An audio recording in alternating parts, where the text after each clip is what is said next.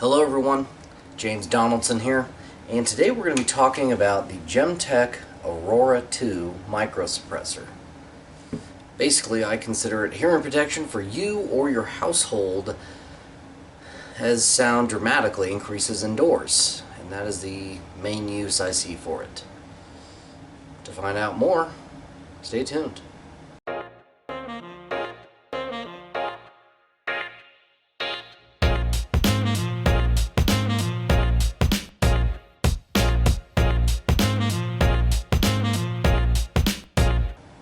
Alright, as always, jumping right into the meat and potatoes, general specs. The length is 3.4 inches, the width is 1.125 inches, and the weight is 3.5 ounces.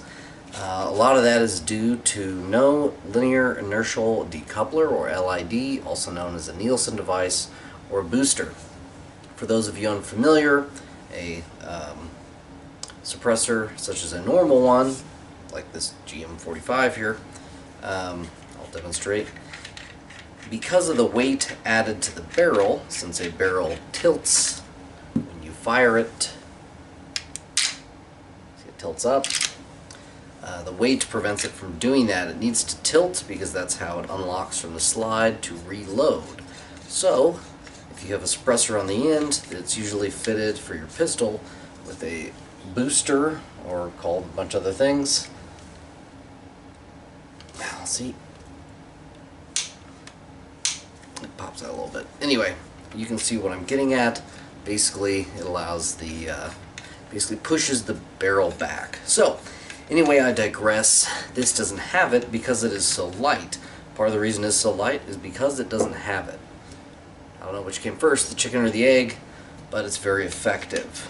Now, moving on, it costs $399, although that's MSRP, so you're going to find it oftentimes a lot more, or a lot less expensive than that. Now, moving on. Next we have Quirks, and for this can, there are a lot of them. Pretty much right out of the box, you have limited use, because the can is packed with some gel, navel jelly or Vaseline or something, and wipes, which are solid pieces of material. In this case, it's neoprene, or I want to say neoprene. Doesn't flow through the suppressor normally. So here you can see my eye, probably, and here you can't see anything. Again, through, not. So, basically, that packing inside is going to get shot out in about 15 to 40 rounds, depending on the type of ammunition. Now, let's talk about repacking. Has to be done by Gemtech pretty much. Thank you, ATF or AFT. And the reason for that is legally, normal citizen like myself isn't supposed to possess suppressor parts, unless of course they're in a suppressor that's registered to me or my business. So once again, thanks ATF. Now I have to send it back to Gemtech when I shoot it out. Anyway, as far as ammo, basically any IAC SAMU spec ammo is going to work in the suppressor, with the exception of it has to be ball ammo. So 9mm ball ammo is what this is tested for, what it's for. I asked them about flat nose. They really didn't recommend it, and frankly I agree, because the flat nose is going to be hitting the wipes as it goes through, throwing it off course even more. We'll talk about groupings with this on there in just a minute. Now they have not tested it. I also asked about 380 ACP or 32 ACP. Hasn't been tested for that. And while normally a usual suppressor where it just passes right through, any other bullet with a similar diameter, so same or less, and as long as it's not overpressured, it's going to be able to be used in the suppressor in question. Well, since it needs enough pressure to pass through the wipes, 380 ACP, 32 ACP, some other smaller rounds may not actually work in this suppressor. Gemtech hasn't tested it, so they definitely couldn't tell me one way or another. They also recommend using subsonic, but of course I asked, can I use supersonic? And you can. Once again, they referred me to SAMI spec ammunition. So 115 grain, etc. is all going to work as long as it's ball ammo and it's SAMI spec. So awesome, awesome, awesome. Now, obviously, definitely no expanding rounds. That's why the emphasis on ball. For those of you who are unaware, anytime you shoot a suppressor wet or you shoot through a wipe, which is a solid object, the expanding ammo is going to want to expand in that environment. So the fact that this can is both wet and it has wipes in it, it's definitely going to mess up the suppressor, possibly the gun, possibly your eyesight. All kinds of things are going to go wrong. So make very sure you're shooting 9mm ball, SAMI spec at that. Suppression. As far as suppression, it's hearing safe. There's nothing really clandestine about this other than the size, therefore the ability to move it, take it places with you. But I can definitely tell you that it's hearing safe, it's comfortable to shoot. I don't want to give the impression this is some kind of James Bond, quiet, take somebody out suppressor, or take something out suppressor. It's really not. But there's a large part, I would say it's very possible you're going to end up using this indoors, so which means you're firing a gun indoors. Guns are loud, 9mm, very loud. So I really consider this expensive hearing protection. Is it worth it when I say it's expensive hearing protection? We'll get to that. Now, accuracy. I mentioned earlier, said something about grouping. So, I didn't do a lot of testing as far as accuracy. I did some. I didn't continue testing because of a couple reasons. One, I am feeling the ammo shortage, whatever we want to call it. Also, the price to have this repacked has gone up dramatically, which I will talk about. So, no offense, everybody, but I didn't foresee the testing changing my final analysis at all, and even if it did, it changed it very little. So as far as grouping, what I did find in my research is at about 12 yards, it was roughly 4.5-inch grouping, which is kind of like that. So at 12 yards, that's kind of, for my house, where this is going to be on a gun, that's about the maximum distance I'll likely be engaging someone. Now, I know I talk on my channel about being prepared for this and that. I will say that shooting it, I felt like the grouping was getting tighter, which makes sense that, well, the material's getting shot out, the bullet's coming into contact with the material less, so your group is tightening up because this is having less of an effect. Now, another important part about that is once this is completely shot out, the gun still cycles. So what would have been a non-starter for me is you get a few rounds out with this, however many, 15 to 40, depending on the ammunition, and then all of a sudden you need to worry about taking this off in order for your gun to keep functioning, since we all know pistol suppressors often make our pistols very unreliable, even ones such as Glocks. Not the case. Keeps firing, no problem. Watch.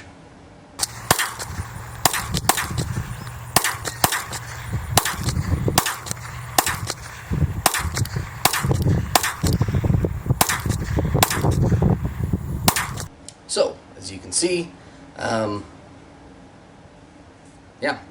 keep firing, no problem. As far as flash suppression, that's not my use. If I had had the opportunity to test it in a dark area and see the flash suppression, I'd have been open to that and I would have tried it, but between ammo, opportunity to do that, it just wasn't there. So since my intended use doesn't really have anything to do with the actual flash suppression, I wasn't worried about it. Now what I can tell you is, let's say even the first few rounds have excellent flash suppression, which they might because it's basically an enclosed system. Once again, going back to the group getting tighter as the material in the way started to go away, your flash suppression will probably quickly decrease. So also consider that. Now, let's get on to some pros. Okay, so what is this good for? I kind of mentioned hearing protection earlier on, and that's exactly it. But let's take it further than that. So my intention with this is for home defense and hotel defense. If I'm traveling, having it on there. Because as I said before, and as many of you know, guns are loud, especially 9mm, indoors and in small hotel rooms or small upstairs in your house, etc. The closer and more confined the space, the louder it's going to be as the sound bounces around back and forth in basically an echo chamber, literal echo chamber. So, using one of these to cut down on that immensely is not only going to help your hearing, but also kids, spouse, anyone else that might be in the house, dogs, pretty much, yeah, they might be in other rooms, maybe you have hollow core doors, maybe.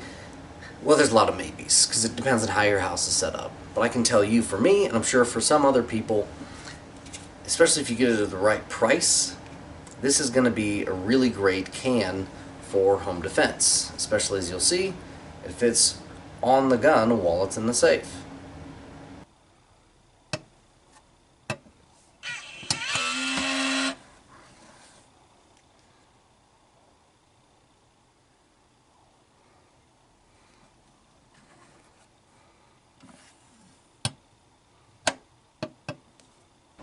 Another thing I will add is when you use a weapon in home defense, in many scenarios, the cops take it from you after they show up and investigate. Because there's more investigation to be done. Doesn't mean you're going to jail, they just need this to investigate. So now you have an inexpensive suppressor that's limited use, and it's on the shelf anyway, not being used. And then when you get it back, you can send it to Gemtech to have it repacked, and it's done its job. Alright, as for hotel, here you'll see that I can pretty easily hide the suppressor, keep it in clandestine containers, if you will. And so, again, with hotels, maybe I don't want to keep the can in the car because it might get broken into. Maybe I don't want to take the can with me if I'm going to a meeting. Maybe I want to be able to leave the can in my hotel room. Well, because it's such a tiny can, it's very easy to conceal in places where someone might not look for valuables, or if they do, might not find it. So their inability to locate this and steal it is yet another plus we have to give to the Gemtech Aurora II. Next, caveats and variables. Well, for one, I'll point out that it is threaded on both ends, 13mm, 1/2x28. So you don't have to worry, since it didn't have a piston at all, what threads to get for your piston, because it's threaded for both threaded barrel types. Now, another thing that I was curious about, and having shot these twice, well actually I've shot them both out, and then put some more rounds through another one, until I found out the cost of having it repacked. Again, getting to that. Right. So, mess. There's really not one. When you shoot a can wet, such as the GM45, when you shoot it wet, the material kind of goes everywhere. Whether it's water, which is more messy than others, some other options, but how they packed it and whatever type of naval jelly or whatever they used in here didn't come out the chamber, really didn't get on stuff. I checked my Clear Eye Pro after firing it. Nothing on my face or hands or anything like that. So I was definitely impressed at that, and also because when you're thinking home defense, you're probably not going to have time to put on eye protection. So if you've got a bunch of stuff hitting you in the eyes when you're trying to defend yourself, it's kind of another non-starter as far as this can goes. However, it's not the case. So yet a few more points for the Gemtech Aurora II. So while I presented a lot of drawbacks early on, perhaps you're starting to follow me in terms of some of the pros that these cans have. Now, speaking of that, the drawbacks, looking at the design, I've spent a lot of time, for those of you who actually know me, for those of you who don't, I spend all my free time researching guns and suppressors and optics. So when I'm not spending time with my family or doing these videos, I'm researching information for these videos or to make me better at whatever discipline of shooting I'm working on. I don't play video games don't watch many movies by myself, or etc. So I've learned a lot about suppressors, and from what I understand, I don't know everything, there's really not a better way to make a suppressor this size without the drawbacks that they have. A really efficient way to quiet a suppressor is to shoot it wet, so they did that. Another really efficient way to quiet a suppressor is to use wipes. So they used 4 or 8 or so many chambers. Isn't it funny, I can't remember those small details, but I have all this other information. I'll roll pics in. Anyway, so yes, and the fact that they were able to make it light enough to not have a LID, which then makes it even lighter, so that the weapon will cycle. Really great design overall. And then the thought that they put into it to double thread, so you don't have to worry about what the threading is. I would say I don't know how they could have executed this can any better. We're not even at the end of the video, and I want to come out and say that. When you kind of push the drawbacks aside and look at the suppressor from its benefits, wow, it's really great. As I said, very well executed. So, moving on, customer service. I've dealt with Gemtech in the past, really great customer service. You could tell it was a privately owned company. That's where I'm going with this. Dealing with the repacking and things with these, since which I've done since Smith & Wesson took over, left some to be desired. I don't want to say it was bad customer service. I think, because I do a lot of customer service and sales stuff in my actual job, where I make actual money. From what I can tell, I can tell they're a small company that got bought by a big company, and they're not getting all the love and resources that they could probably use to be really effective. So I do want to say that. So not bad customer service, but it's not as good as it was or could be. And I don't even blame Gemtech for that. I kind of put that on Smith & Wesson, to be honest. So now we have that. Let's get into repacking. So, repacking. Let's talk about it. The price just went up over 50%. It's advertised on their site like $39.99. I didn't check today, but I checked the other day. It still said that. And yet weeks ago, in fact more weeks than that, I was quoted over $100. And when inquired about it, I thought it was a mistake. They thought it was a mistake. When they talked to the engineer, apparently the price has gone up. And since then, I've checked the website a couple times and have not seen an update on the website regarding the price. And they also couldn't tell me this was temporary, so it could be because of COVID. By the way, if you're super in the future, COVID screwed up everything, and also it was a scapegoat for everything. So anything that anyone couldn't accomplish or couldn't make inexpensive or just wanted to charge you more money, COVID was an excuse. Getting back to repacking. So the price went up a lot. Now they went ahead and gave me a break because this was not communicated to me when I sent it in. So again, hence why I didn't want to keep throwing rounds through one of my two, because I do plan on using both. So if I just put a few rounds through the one and the other one's completely finished, repacked correctly, then I look at it as two functional suppressors to be put into service. Anyway, moving on from there, could you self-repack it? Yes. Legally it's kind of a gray area. Now, maybe you have the correct credentials from the the ATF. Maybe you have the correct credentials to be working on a suppressor so you can legally own the parts and do the work yourself. Awesome. For the rest of us, we can't own that stuff. Now, could somebody take material that's lying around and put it in there and use the item in a manner other than directed? Again, legal gray area. I didn't do those things. I don't recommend anyone do them. And also, what I do want to lay out is, I did some reading as to the research and effort was put into choosing what was used as wipes. And frankly, they use this, they use that. They didn't quite get what they wanted out of this. Same with this. They got a little too much of what they wanted, not enough of what this offered, so they went in the middle. So they, as far as I can tell, pretty much chose the perfect material. So I don't know how I could do that.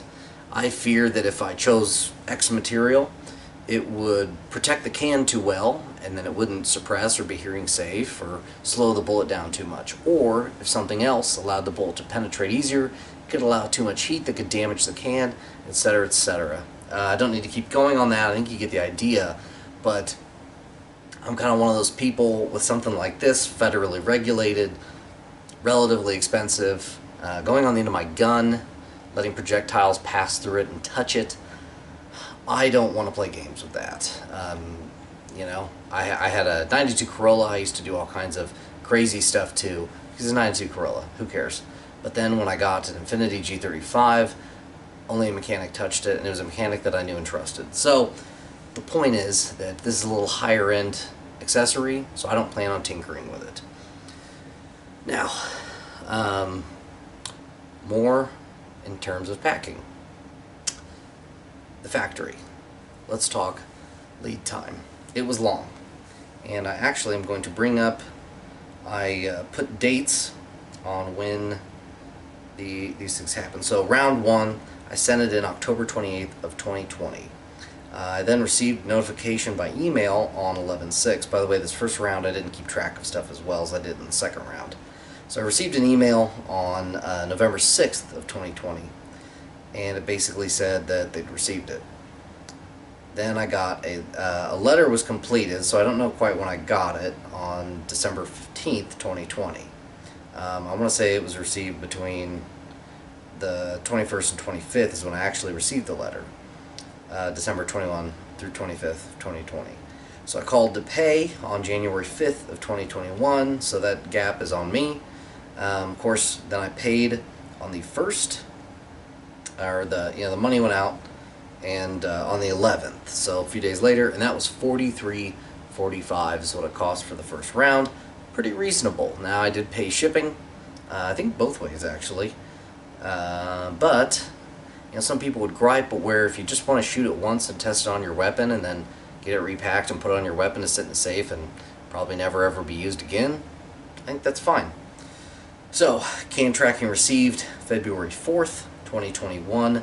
Can received by me, it actually overnighted the next day, February 5th, 2021. The projected date was February 8th. So I got it early, that was nice. So basically I sent it in, it left me on October 28th, and I got it back February 8th. Excuse me, February 5th.